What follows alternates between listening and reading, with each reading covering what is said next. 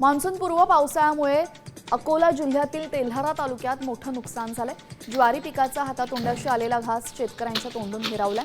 पावसामुळे काळवंडलेल्या ज्वारीला अक्षरशः कोंब फुटलेले। मेहनतीने फुलवलेले ज्वारीचं पीक अक्षरशः मातीमोल झालेले।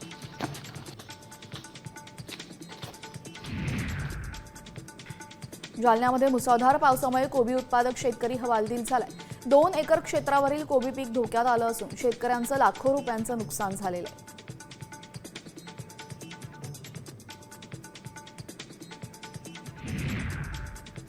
सोलापूर जिल्ह्यामध्ये सुरू असणाऱ्या मुसळधार पावसाचा बागायती शेतीला मोठा फटका बसलेला आहे। बार्शी तालुक्यामध्ये सौंदर्य गावामध्ये ड्रॅगन फ्रूट बागेचं पावसामुळे नुकसान झालं।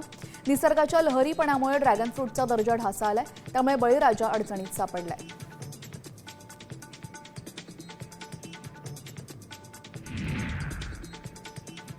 सातारा जिल्ह्यामध्ये फलटण तालुक्यामध्ये झालेल्या मुसळधार पावसामुळे शेतकऱ्यांचं मोठं नुकसान झालंय। केळी उत्पादकांना मोठा फटका बसल्याचं दिसून येत आहे। प्रशासनानं तात्काळ पंचनामे करून मदतीची मागणी शेतकरी करतायत।